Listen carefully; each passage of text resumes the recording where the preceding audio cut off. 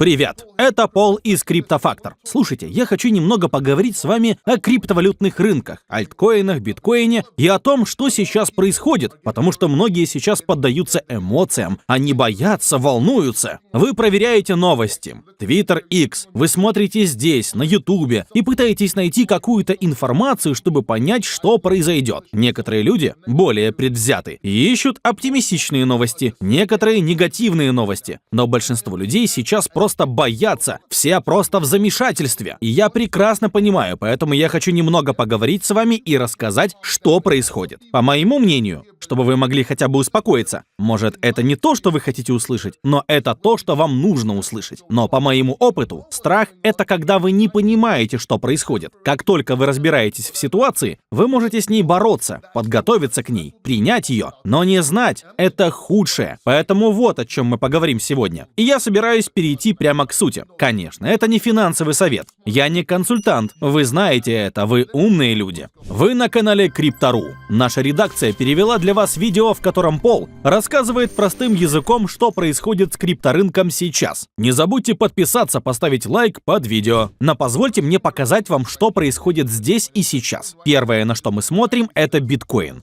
И сейчас он составляет $96 тысяч. Вы должны понять, биткоин здесь находится в диапазоне, и я не буду сильно мудрить, не буду проводить какие-то безумные диагонали, уровни Фибоначчи или еще что-либо. Я упрощу для вас, чтобы вы могли понять. Сейчас мы на 96 тысячах, а диапазон начинается с $92,5 тысяч. Если мы проведем параллельную линию здесь, а затем можем спуститься до психологической отметки 90 тысяч, если хотите более точно, вы можете даже дойти до 89 тысяч. Так что прямо здесь, как вы можете видеть на экране, этот раздел можно выделить как диапазон. Так, следующий диапазон, очевидно, от 100 600 примерно до 103 тысяч. Это еще один диапазон. И затем у нас есть верхняя точка – $106 тысяч, которые мы хотим достичь. Мы хотим, чтобы биткоин пробил ее, вернулся вниз и закрепился, чтобы продолжить, так сказать, движение вверх. Теперь, если мы достигнем более высокого диапазона здесь, выше 102 тысяч, скажем, $103 тысячи, как мы говорили ранее, есть шанс, что мы пробьем его. Вот что происходит прямо сейчас. Если вкратце, у вас есть диапазон, а еще проще скажем, промежуток от 90 тысяч до 100 тысяч долларов. Давайте использовать психологические точки. Разделим его на верхние 90 тысяч и нижние 90 тысяч. И будем оперировать в нем. Пока биткоин не пробьет эту отметку, здесь не на что смотреть или рассчитывать. Это не медвежий и не бычий цикл. Хотя, очевидно, небольшое движение вверх. Но в пределах этого значения ничего серьезного не происходит. И пока нужно выжидать, будь то в свинг-трейдинге или где-то еще. Да, вы можете торговать в различных каналах. Но в целом, стоит подождать и посмотреть, что произойдет. Если значение опустится ниже 90 тысяч долларов и станет очевидно сопротивление, значит мы в медвежьем цикле, и порог, вероятно, дойдет примерно до 70 тысяч. Если значение пойдет вверх, тогда мы в бычьем цикле, и мы поднимемся до 110 тысяч, 120 тысяч долларов, прежде чем вернемся вниз и закрепимся. Это очень-очень просто, и это то, что вам нужно знать. Но, Пол, скажете вы, так ты говоришь, что мы ничего не знаем? Ну да, именно это я и говорю. Мы буквально ничего не знаем. У многих из вас сейчас происходит вот что. Вы ищете подтверждение в новостях. Вы идете в Twitter, в Facebook, куда угодно, и вы ищете любую бычью новость. Но вы должны понять, что это работает по-другому, а новости не имеют значения. Есть новости для масс и новости для классов, и мы не видим вторые. Даже бычьи новости не означают разворот. Да, вы можете увидеть временное повышение или что угодно, но это не значит, что оно продолжится. Технический анализ – ваша лучшая опция, единственный способ увидеть, что может произойти в будущем. И, пожалуйста, не говорите мне: «Пол, да о чем ты? Бычьи новости сейчас везде. Посмотри заголовки для каждого рынка, все говорят о булране». Мега-эйфория обычно следует за громкими инфоповодами. Например, биткоин ETF, а затем мы падаем вниз. Так что новости не имеют значения, вы должны это понимать. То же самое с медвежьими новостями. Иногда случаются разного рода события или еще что-то, и рынки растут. Рынки иррациональны, и все пытаются оправдать происходящее новостями. Люди говорят, что это из-за какого-то события только после того, как оно случилось. Это заметно при техническом анализе. Все становится очевидно до события, но новостные службы ищут повод уже после и говорят: вот из-за чего это происходит. Они не могут мыслить по-другому. Им нужно представить что-то визуальное. Вы не услышите по телевизору, что мы достигли какой-то отметки или уровня Фибоначчи. Нам не хватило объема и произошла перекупка. Люди не хотят это слышать, им нужно знать причину. Поэтому все следят за новостями, как вы прямо сейчас. И это делает вам только хуже с точки зрения психологии. Вы идете в Твиттер, ищете новости и видите разные твиты. Бум! Это только что произошло с XRP. Бум! Все, что вы видите с таким посылом, сразу игнорируйте. Они идиоты. Просто не обращайте внимания. Ладно, я сам так хайповал пару раз. Но вы понимаете, о чем я говорю. Не ориентируйтесь на новости и, пожалуйста, не смотрите на эти твиты. Потому что с точки зрения цены они ничего не значат. Все, что происходит прямо сейчас, мы уже предсказывали. Если вы в моей группе и канале на YouTube, вы уже узнали об этом бесплатно. Я говорил, извлекайте прибыль из альткоинов в биткоины в декабре. Мы ожидаем сброса перед Трампом. А если мы не получим его сразу, то еще больший крах случится, когда Трамп вступит в должность. На меня напали люди в комментариях типа: «Да что ты несешь? Ты вообще ничего не понимаешь!» И что произошло? У нас был сброс после победы Трампа. И я сказал, что он недостаточно глубокий, будет еще больше. Мне не поверили, но именно он и произошел. И мы видим, когда он закончится. Сейчас альткоины, особенно ИИ-агенты, упали. Они получили свой сброс. И мы просто ждем.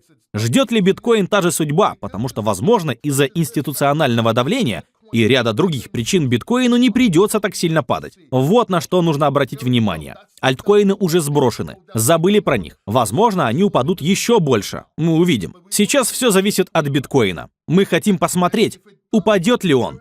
И если это случится, до какой отметки, чтобы можно было вернуться. Теперь, просто чтобы представить все в перспективе.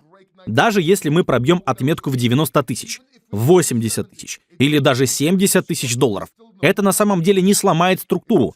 Мы все еще на бычьем рынке. Посмотрите, с 15 600 долларов он прошел весь путь до 108 тысяч долларов. Если биткоин упадет на 20%, 30%, 40%, даже 50%, это нормально в криптовалютах. Я уже говорил об этом. Мы можем даже сами это увидеть. Я не говорю, что это непременно произойдет, но вероятность есть. Но я бы начал беспокоиться, если бы мы пробили отметку ниже 80 тысяч долларов. Я бы искал разворот, отскок или продолжение, чтобы понять, что будет с рынком дальше. Но это другая история. Я говорил вам, что ИИ-агенты — это пузырь. Но, Пол, о чем ты вообще? ИИ-агенты взлетели как на дрожжах.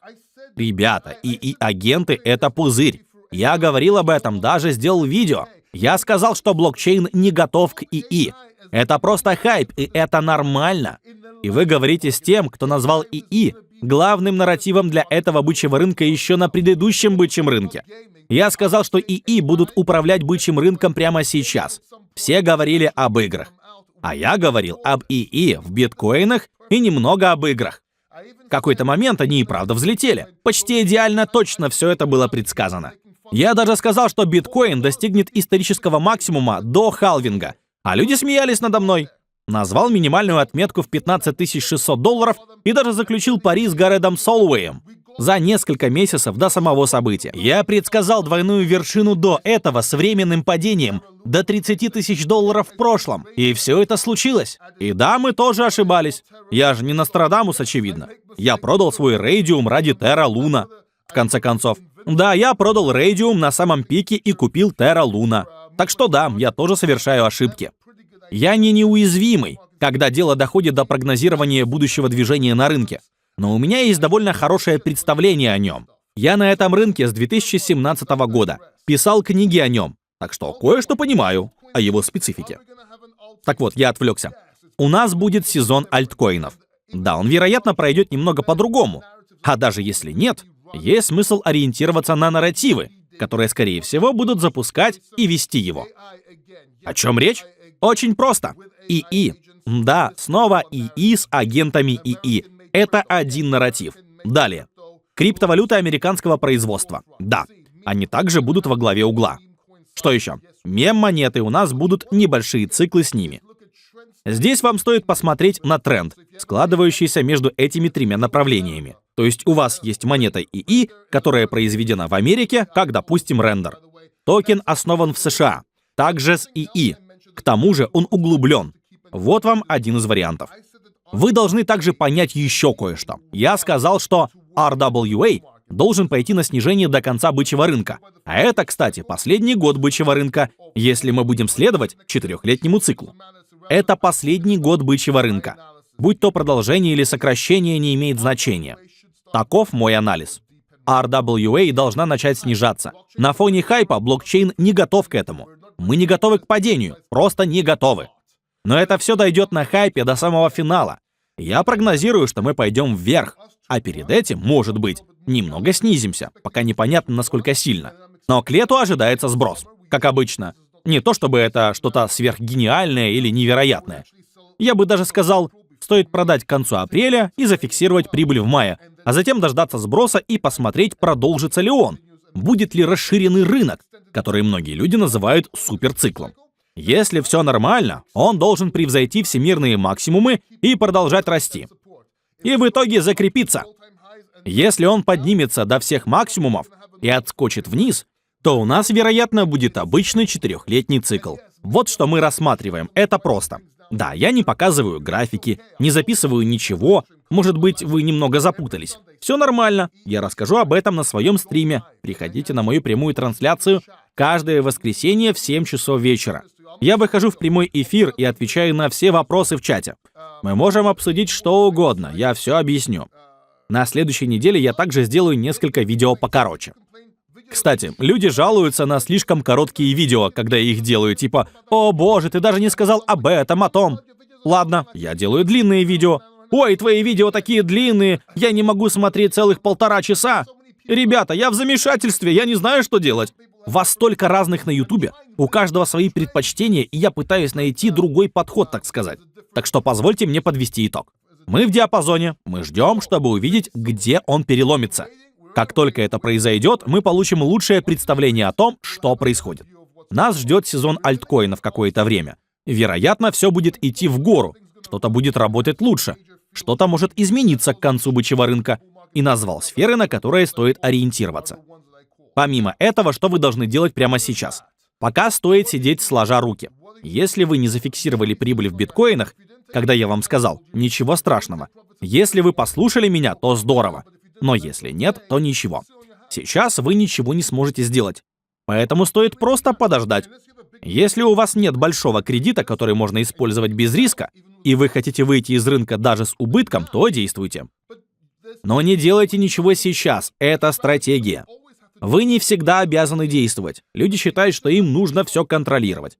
Я буду конвертировать из одного в другое, а потом буду делать то и это. И да, действовать понемногу имеет смысл. Но если вы все время что-то пытаетесь, то это вымотает вас эмоционально. Вы хотите чувствовать контроль. Поэтому смотрите новости то здесь, то там. Но так можно серьезно надорваться. Это очень вредно для вашего психологического состояния. Поэтому я рекомендую успокоиться, перестать искать информацию о бычьем рынке. Потому что новости все равно будут приходить с запозданием. Сделайте шаг назад. Выйдите, прогуляйтесь, посмотрите. Займитесь другими делами, а потом вернитесь и посмотрите, как пойдут рынки. И начните решать проблемы по мере поступления. Если вы хотите быть уверены в торговле, защитить себя, поставить стоп-лосс — это другая история. Я всего лишь говорю, что вам следует делать, если вы просто покупаете спот и холдите. А вас, вероятно, большинство. В основном это все, что я хотел сказать.